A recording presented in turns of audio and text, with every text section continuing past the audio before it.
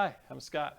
In this video, I'm going to go over the process I took to work on my Right Ramp Diverter Assembly that's located on the back panel of the Playfield and the Playfield Pivot Jig that I created to help me gain access to that assembly that's located back here.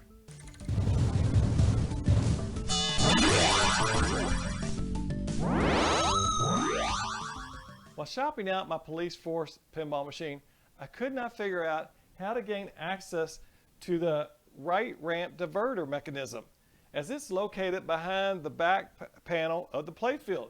And when the playfield's in and it's in its normal position, you can't access it because it's behind the back box area. When you rotate the playfield up, you can't access because it hits the bottom of the cabinet and it's too tight right here to slip your hands through and reach to it. So I couldn't figure out how to access that. Well, I did a lot of research, and basically everything that was online was telling me I was going to have to take the entire playfield out of the cabinet. I get set up beside the cabinet, and the playfield wiring could still be attached to it, but that didn't really appeal to me because I couldn't figure out how I would be able to test the mechanism once I disassembled it and reassembled it and put it back in before lifting the playfield back into the cabinet. So I wanted to make sure whatever I did worked before I put the playfield back in the cabinet. So what I did is I figured a hybrid solution. I created this Playfield Pivot Jig out of some 2x4s lying around in the back box bolts that attach your back box to the cabinet, and I lifted the playfield up off the pivot points inside the cabinet, and I placed the playfield, those pivot hinges, onto the head bolts that are on these 2x4s. And that allows me to pivot the playfield on the 2x4s. Now these 2x4s float, so I can move this playfield forward or backward based on where I need to have this inside of this cabinet. So once I put the playfield with its hinges on the bolts on here, I was able to pivot my playfield forward, and then I have almost 12 inches of space back here to work on the playfield mechanism. Now in this video, I'll show you the details on this Playfield Pivot Jig, and I'll show you details on how I shopped out this Right Ramp Diverter mechanism to make it work when I was playing police force. All right, let's get started. This picture just shows a hand drawing I made when I was thinking about what this Playfield Pivot Jig would look like while I was walking my dogs. So when I came home, I drew up the front view, the side view, and then I drew up a materials list, and then I started to build it. This video clip is just a flyover view of the assembled Playfield Pivot Jig that I put together, and it's underneath the police force cabinet. It's free floating, so I can move that Playfield Jig forward and backward.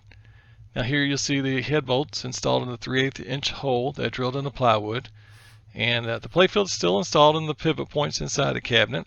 And you'll see here too that the side 2x4s has some clearance on the cabinet, so it doesn't scratch anything.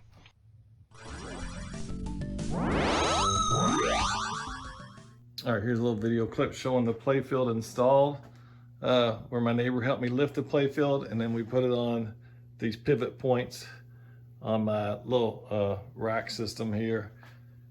So that's just a video clip showing how far it is above the transformer. This how far this brings it above where the pivot point was in the cabinet. So you got plenty of clearance. And then on the back here, how far away it is from here to here.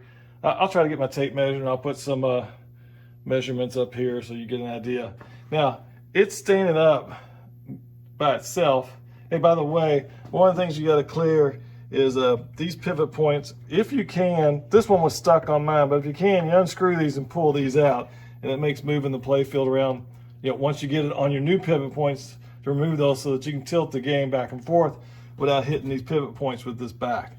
And the other thing is you need to clear this piece right here. You need to come up and over it, and to be able to, you want to be high enough where when you swing it back and forth, you're clearing this piece and clearing this piece, the piece that holds your, I forget the bar that holds the playfield up, but you got to clear this piece too. That's why this pivot point needs to be high enough in the cabinet, because you got to clear these obstacles in the cabinet when you pivot it back and forth. So right now, by luck, this thing is standing up, not by design, but by luck. I have to be honest, it's standing up by itself. Kind of dicey, be perfectly honest with you. I'm only doing this because of the video. I'm not going to ever work on it like that.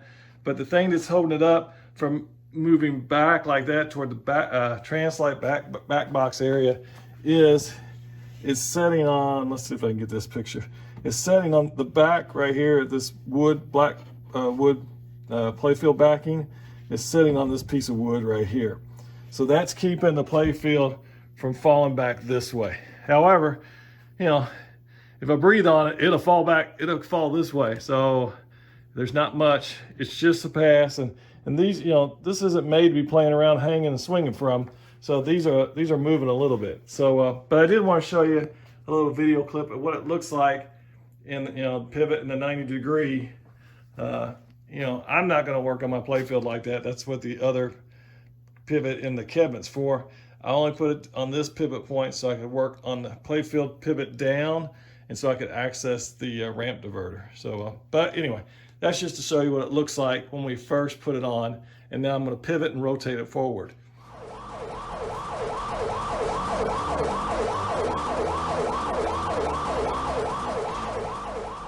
All right, in this video clip, I'm just going to show you how one person can rotate the playfield up and down. So right now this is in the position that I wanted it in so that I could reach back here to fix the ramp diverter. When you initially put the playfield in, it's going to be rotated just like that, right? So me and my neighbor, we were on one side each. We lifted it off the old pivot points and we put it on these new pivot points right here. Okay, so this is what it looked like when we put the playfield in. And then I put something here to hold the front of the playfield. In my case, I had this ladder sitting around, so you just move it forward. It's on the pivot points. And I've got on the front of the playfield underneath there, there's a wire harness there, but it's before the switch that's associated with the out hole. So it's a good safe place to set it on something. So is it stable? It's stable enough where I can work on it, okay? So hopefully this little video clip helps to show you how the new pivot point works. 573, request backup. All right, here's what the playfield looks like out on the rig. So here's the pivot point. I've got on once again, these head bolts go through the 2x4, and these are long, so there's plenty of room on the head bolts. See if I can get that. So there's the head bolt. So there's plenty of room on both sides of these head bolts. That they're not gonna go anywhere up there. See there, we get it. Zoom in. So there's plenty of room. So the playfield's not gonna fall off. The head bolts, the 2x4s on the side, I got plenty of room. They're not gonna scratch up the cabinets. I'm reusing my head bolts, so it's multi-purpose. I get done, I'll just stick them back to hold the head down. I just moved this forward to get it out of the way. I had a ladder here. It just fits. So the ladder just fits underneath here. It's not touching any switches or wires. So that worked out really good. Got kind of lucky on that one, but I had a 2x4 cut for that, but this is much more stable. So now the tricks, when we were moving it up, this pivot point, that came unscrewed. The one on this side of the cabinet wouldn't come unscrewed. That was a problem. So what we did is we just lifted the playfield up a little bit more, had to cover. What happens is I could put the playfield on these pivot points, but when I went to tilt it up like this, the plastic pieces were hitting this from the head. So this was the nice thing about having this as a floating pivot point. I just moved it forward a couple more inches, and we lifted the playfield and put it over there. So the playfield easily, because I'm up about 8 inches, easily cleared the speaker and cleared the power transformer. It also cleared that block of wood that's right there. It cleared that, no problems at all. And let's see over here, if you get an angle on here, it cleared that bracket that this bar holds on, no problem at all. Because remember, we lifted the playfield straight up in the air, I don't know, 10 inches. Didn't have any problems with the ceiling or anything like that. and then we moved it forward, and then we set it down on these pivot points. Pretty straightforward. So the nice thing about the way this setup is, I still got my wiring harness and everything plugged in, so I can turn my game on. Now, I don't have the balls in here right now, but we're going to show the diverter here, right here. It's just going to click when I think it's because it's not found in the stroke switch. Let me turn it on. 1, 2, 3, 4. So it clicked 4 times. So now I can work on this, no problem. I got plenty of access to it, and we'll see what the problem is. And by the way, during gameplay, this a close. This opens all the way and closes, and it doesn't really open to let the ball go into the police car for the lock balls. So that's why I needed to take all of this out so I could work on that. And you know, my other option was to pull the whole playfield out, but there's really not that much room in the harness. I would have had to set the playfield. I would have to set the playfield out, leaning against the cabinet. But this way, I can actually test it a lot better. I can put balls in there. I could actually play the game if I wanted to. Now it's tilted this way, but I could move this out and make it tilt down a little bit more and play a game on it if I want to, with it sitting in this mechanism. So just to give y'all an example of what it looks like, the playfield now set up, and it's ready for me to actually work on this. I mean, I'll turn the game off, but I'll actually take all this off, clean it, fix it, and we'll get it working. 573, request backup. All right, first thing I'm going to do is remove this metal cover. So you can tell it's loose. There's no bolt holding it here. There appears to be only one bolt, and it's holding it down here. So I'll remove that, and then we'll see what the next steps are. I think it's going to be remove this whole assembly. And there's a bolt here, and only one bolt over here.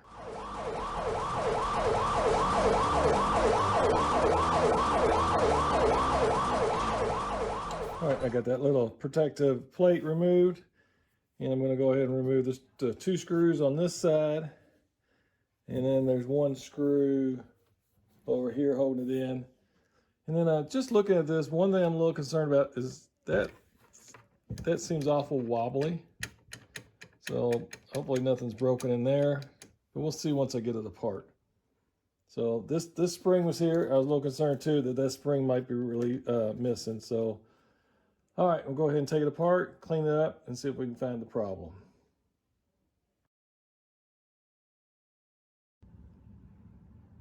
All right, I got the mechanism unscrewed from the playfield.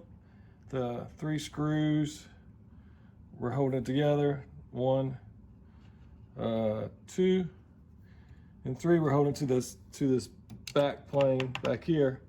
So so far nothing looks bad.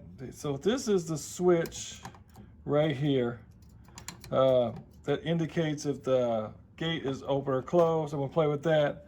The little wobble right there, the little wobble is because this nut, the nut right here is loose. So I'll tighten that loose down. That'll get rid of that wobble. So I'm happy to see that that's all still welded to pinned. Sorry, that's still pinned together. So that's good. So tightening that nut right there should take the wiggle out of it. I think I probably could have done that by this screw right here, screwing that in.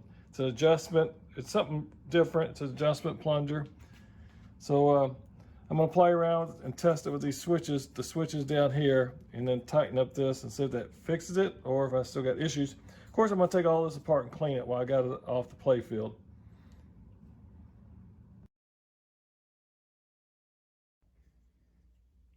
Okay, I took the this little black triangle thing. It sits on the back of the ramp diverter, and it goes up and down. And basically, it's a flip-flop lock. It's a mechanical version of what you'll see inside of electronics, but it goes up and comes in here and locks, and this triangle will float down, and then the solenoid will get pulled in again, and it will go up the other side. So it just keeps going between these 2 states, and this thing just rocks back and forth. Okay, so I cleaned that, and so this pin, this little pin right there my thumb's at, That's what goes inside that flip-flop lock. And so you can see, let me see if I can do this with filming with one hand. So you can see how easy that goes in and out, all right? So everything's clean. And so the solenoid fires, it pulls that pin in. It pulls the plunger in, which this pin is connected to that plunger. I went ahead and made sure that nut right there is tightened, so there's no play in this arm anymore. That was a problem. But now when the plunger comes in, that pin is traveling freely, and it should go in and out of that triangle on those cutouts on that triangle piece of plastic. So right there I can tell that plunger is straight and moving freely. So if there's any issues, it could be with the way that the black triangle piece, that flip-flop mechanism was being installed. I mean, I took it all apart and cleaned it, so we'll see if it goes back together better than the way it was before I took it apart.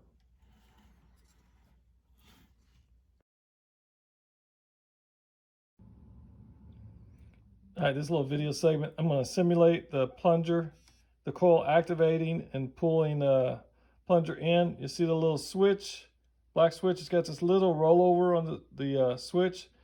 So watch out, right now it's closed, and now the plunger is going to fire and pull this in, and now that switch is open, okay?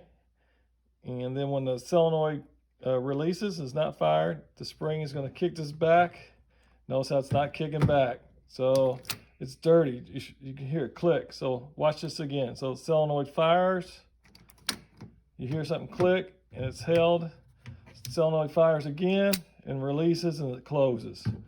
So it's got a little mechanism on the back. So once again, solenoid, I'll get that at a better angle. Solenoid fires. You heard it click. So it's locked. Solenoid's not even, I'm not putting any pressure on the plunger. So it's locked, it's open. Solenoid fires again, you hear a click, solenoid releases, and then it goes back and pushes that button down, the switch, the micro switch down. So that's how it's supposed to work. So let me finish cleaning some things up. Of course, I tightened that nut right there, and that's made a world of difference. So just again, listen to when you'll hear it click when I activate it. All right, and then it releases, then I'm going to activate the solenoid again. You hear that click. And then it releases and it comes over top of it.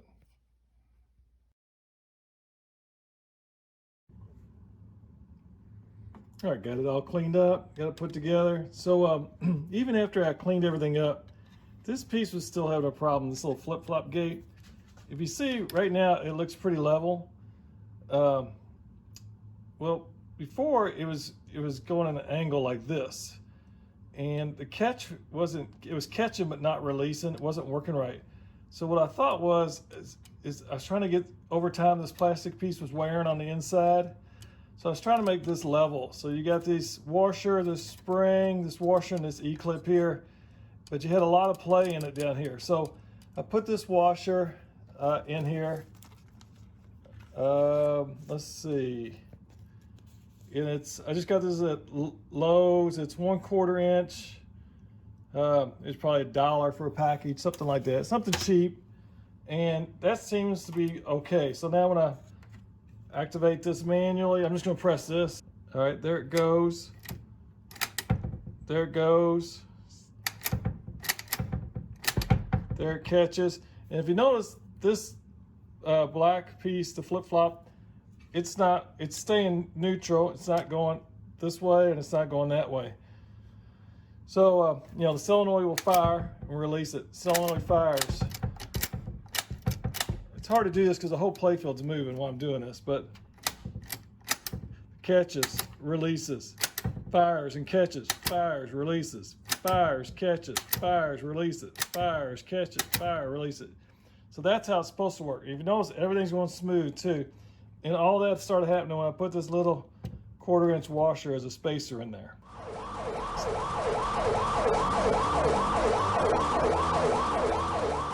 All right, we cleaned up the ramp diverter and tested it manually by pushing in the plunger and that quickly. So now the true test, we're going to boot it up and see what happens when it boots up. Remember last time this would sit there and fire about 4 times. So let's see what happens.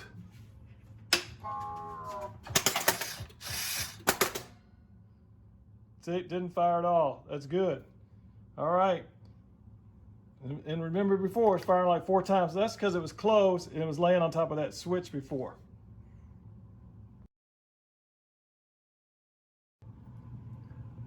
Okay, now I'm going to play a game manually with my hand. And we'll activate some switches and we'll get these green lock lights to come on, and we'll watch the diverter in here open and close based on what mode we're in gameplay.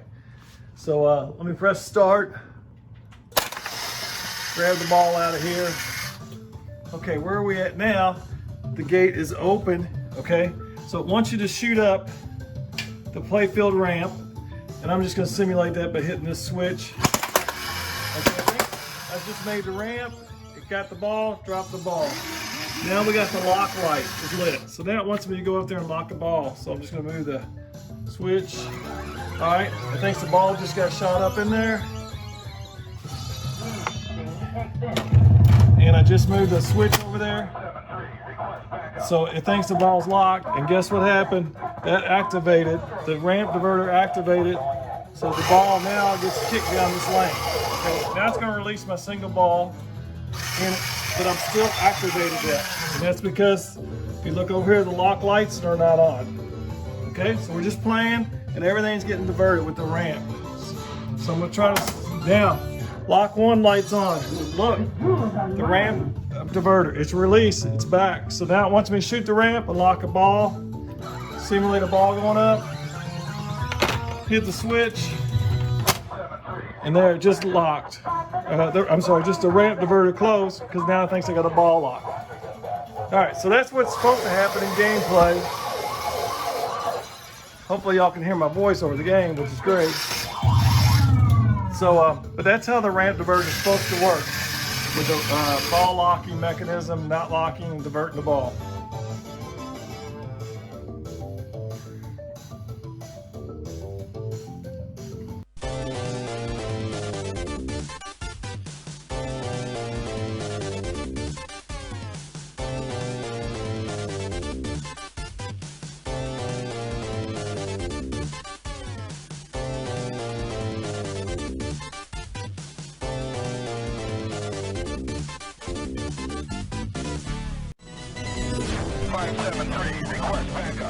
All right, that wraps up this video on how I use this Playfield Pivot Jig to help me shop out this Right Ramp Diverter Assembly in my police force pinball machine. Hopefully, this simple Playfield Pivot Jig, that'll help you resolve some of your difficult tasks that you have when you're servicing your playfields in your games.